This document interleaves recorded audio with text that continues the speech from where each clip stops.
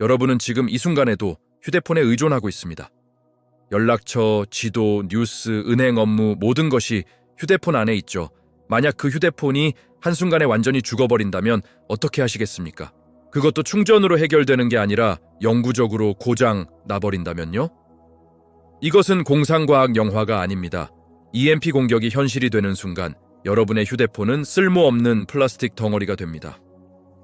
EMP가 무엇인지 아시나요? 전자기 펄스의 약자입니다. 핵폭탄이 고고도에서 터지면 강력한 전자기파가 발생합니다.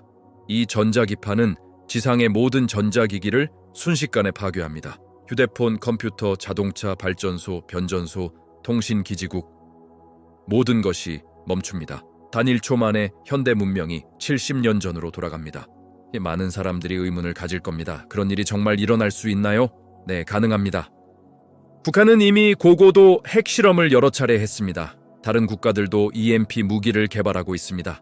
태양 폭풍도 유사한 효과를 일으킬 수 있습니다. 1855년 캐링턴 사건을 기억하시나요? 당시 태양 폭풍으로 전 세계 전신망이 마비되었습니다. 오늘날 같은 규모의 태양 폭풍이 온다면 모든 전자기기가 고장납니다. EMP 공격이 일어나면 어떤 일이 벌어질까요? 우선 모든 휴대폰이 죽습니다. 화면이 꺼지고 다시는 켜지지 않습니다. 충전을 해도 소용없습니다. 내부 회로가 타버렸으니까요. 여러분이 저장해둔 모든 연락처, 사진, 메시지가 사라집니다. 가족에게 연락할 방법이 없습니다.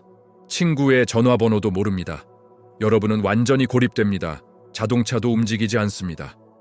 최근 15년 안에 나온 차들은 모두 전자 제어 시스템을 사용합니다. EMP가 이 시스템을 파괴하면 차는 그냥 철덩어리가 됩니다. 시동도 안 걸립니다. 도로는 멈춰선 차들로 가득 찹니다. 어디로도 갈 수 없습니다. 걸어서 이동해야 합니다. 은행도 마비됩니다. 모든 금융 시스템이 컴퓨터로 운영됩니다. 서버가 고장나면 여러분의 통장 장호는 의미가 없습니다. 카드도 쓸 수 없습니다.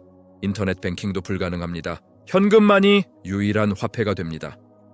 하지만 ATM도 작동하지 않으니 현금을 인출할 수도 없습니다. 집에 현금이 없다면 여러분은 무일푼입니다. 병원도 정상 운영이 어렵습니다. 의료 장비가 모두 전자기기입니다. CT, MRI, 인공호흡기, 심전도, 투석기 모든 것이 멈춥니다. 의사들도 환자 기록을 볼 수 없습니다. 전자차트가 날아갔으니까요. 수술도 할 수 없습니다. 아프거나 다쳐도 제대로 된 치료를 받을 수 없습니다. 식량 공급도 끊깁니다. 현대의 식량 유통은 전자 시스템에 의존합니다. 트럭의 GPS, 창고의 재고 관리, 마트의 POS 시스템 모든 것이 컴퓨터로 연결되어 있습니다. 이것이 마비되면 식량이 도시로 들어오지 못합니다. 이틀이면 마트 진열대가 텅 빕니다. 일주일이면 사람들이 굶기 시작합니다. 그렇다면 어떻게 살아남아야 할까요? 첫 번째 원칙은 디지털 의존에서 벗어나는 것입니다. 중요한 정보를 존기에 기록하세요. 가족과 친구들의 전화번호를 공책에 적으세요. 주소도 함께 적으세요. 휴대폰이 죽으면 연락처를 찾을 방법이 없습니다. 종이 공책만이 답입니다. 지도도 종이로 준비하세요. 여러분이 사는 지역의 상세 지도를 구매하세요. 서점이나 인터넷에서 살 수 있습니다. 집에서 안전한 장소까지 가는 경로를 미리 표시해 두세요. 여러 경로를 준비하세요. 한 길이 막히면 다른 길로 가야 합니다. GPS는 작동하지 않습니다. 종이 지도만이 길을 알려줍니다. 나침반도 필수입니다.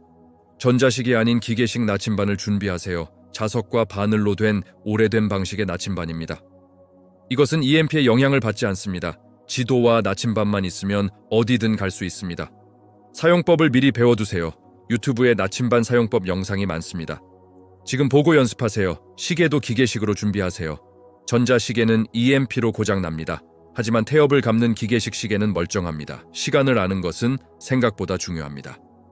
약속 장소에 정확한 시간에 도착해야 가족을 만날 수 있습니다. 저렴한 기계식 시계를 하나 사서 항상 차고 다니세요. 라디오는 생존의 필수품입니다. 하지만 일반 전자라디오는 EMP로 파괴됩니다. 그래서 특수한 라디오가 필요합니다. 패러데이 케이지에 보관한 라디오입니다. 패러데이 케이지는 전자기파를 차단하는 금속 상자입니다. 이 안에 라디오를 보관하면 EMP로부터 보호할 수 있습니다. 패러데이 케이지는 직접 만들 수 있습니다. 금속 쓰레기통이나 금속 상자를 준비하세요. 안쪽에 골판지나 스티로폼을 깔아서 절연층을 만드세요. 라디오를 비닐로 감싸서 넣으세요. 뚜껑을 닫고 틈새를 알루미늄 테이프로 막으세요. 이렇게 하면 간단한 패러데이 케이지가 완성됩니다. 예비 건전지도 함께 넣어두세요. 손전등과 배터리도 패러데이 케이지에 보관하세요. EMP 공격 후에는 모든 것이 어둡습니다. 밤에는 완전한 암흑입니다. 가로등도 없고 건물 불빛도 없습니다. 손전등 없이는 움직일 수 없습니다. 여분의 손전등 2-3개를 패러데이 케이지에 넣어두세요. 무정이도 준비하세요. 가족용 무정이를 패러데이 케이지에 보관하세요. EMP 후에는 휴대폰이 없으니 가족끼리 연락할 방법이 필요합니다. 무정이는 수 킬로미터 범위에서 작동합니다. 가족 각자 무정이를 하나씩 가지고 정해진 채널로 교신하세요. 작전처럼 미리 계획을 세워두세요. 현금을 대량으로 비축하세요. 최소한 200만 원에서 300만 원 정도는 집에 보관하세요. 소액권이 중요합니다. 1,000원권, 5,000원권, 만원권을 고루 섞으세요. 거스름 돈을 받기 어려우니까요. 금화나 은화도 좋습니다. 전자화폐가 무용지물이 되면 귀금속이 가치를 가집니다. 물물 교환 물품도 준비하세요. EMP 이후에는 화폐 경제가 무너지고 물물 교환이 시작됩니다. 담배, 술, 커피, 라면, 통조림, 건전지, 양초 같은 것들이 화폐 역할을 합니다. 담배를 피우지 않아도 사두세요. 교환 수단으로 쓸 수 있습니다. 술도 마찬가지입니다. 소주 한 병이 빵 10개보다 가치 있을 수 있습니다. 자전거를 준비하세요. 차가 움직이지 않으면 자전거가 최고의 이동 수단입니다. 튼튼한 산악 자전거를 하나 구매하세요. 전자부품이 없는 단순한 기계식 자전거여야 합니다. 최근 전기 자전거는 소용없습니다. 예비 타이어와 펌프도 함께 준비하세요. 자전거 수리 도구도 필요합니다. 도보, 이동도 준비해야 합니다. 좋은 등산화를 신으세요. 장거리를 걸어야 할 수 있습니다. 하루에 20에서 30km를 걸을 수 있어야 합니다. 평소에 걷는 연습을 하세요. 배낭에 10kg을 넣고 시간 동안 걷는 연습을 하세요. 체력이 생존을 좌우합니다. 책도 중요합니다. 생존 기술에 관한 책을 종이책으로 구매하세요. 응급처치, 야생생존, 식용식물, 물정화, 불피우기, 대피소 만들기 같은 내용이 담긴 책들입니다. 전자책은 쓸모 없습니다. 디바이스가 죽으면 읽을 수 없으니까요. 종이책만이 영원한 지식 저장고입니다. 의약품도 비축하세요. 항생제, 진통제, 소화제, 지사제를 넉넉히 준비하세요. 병원이 제대로 운영되지 않으니 스스로 치료해야 합니다. 응급처치 키트도 상세하게 구성하세요. 소독약, 붕대, 거즈, 의료용 테이프, 가위, 핀셋 1000개를 포함하세요. 수은 1000개가 좋습니다. 전자식은 고장나니까요. 식량은 장기 보관 가능한 것으로 준비하세요. 쌀 20kg, 라면 100개, 통조림 100개를 기본으로 비축하세요. 이것으로 한 사람이 2-3달은 버틸 수 있습니다. 가족 수를 곱해서 계산하세요. 어둡고 서늘한 곳에 보관하면 몇 년 동안 갑니다. 물 저장도 필수입니다. 큰 물통에 100리터 이상 저장하세요. 정수 필터와 정수 알약도 준비하세요. 강이나 계곡물을 정화해서 마셔야 할 수 있습니다. 수도도 펌프가 멈추면 나오지 않습니다. 물 확보가 생존의 첫 번째 조건입니다.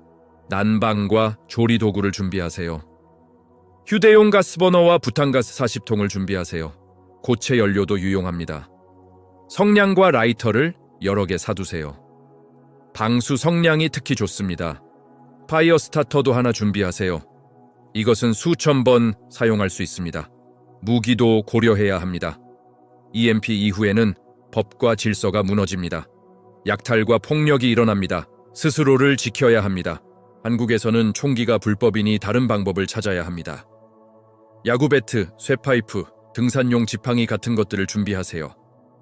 호신용 스프레이도 좋습니다. 하지만 가장 좋은 무기는 눈에 띄지 않는 것입니다. 화려한 옷이나 비싼 장비는 표적이 됩니다. 수수하고 눈에 띄지 않는 옷을 입으세요. 검은색, 회색, 갈색 같은 어두운 색이 좋습니다. 많은 것을 가진 것처럼 보이지 마세요. 궁핍해 보이는 게 안전합니다. 가족과 만날 장소를 정해두세요. EMP가 발생하면 연락이 안 됩니다. 미리 약속한 장소에서 만나야 합니다. 구체적으로 정하세요. 어느 공원의 어느 나무 아래, 이런 식으로요. 시간도 정하세요. EMP 발생 후 24시간 뒤 오후 3시, 만약 못 만나면 48시간 뒤 같은 시간에 두 번째 장소에서 이렇게 계획을 세우세요. 신뢰할 수 있는 네트워크를 만드세요. 혼자서는 살아남기 어렵습니다. 같은 생각을 가진 사람들과 그룹을 만드세요. 각자 역할을 정하세요. 의료, 식량, 보안, 정찰, 각자 맡은 일을 하면 생존 확률이 올라갑니다. 하지만 너무 큰 그룹은 위험합니다. 5에서 10명 정도가 적당합니다. 도시를 떠날 계획을 세우세요. EMP 후 도시는 아비규환이 됩니다.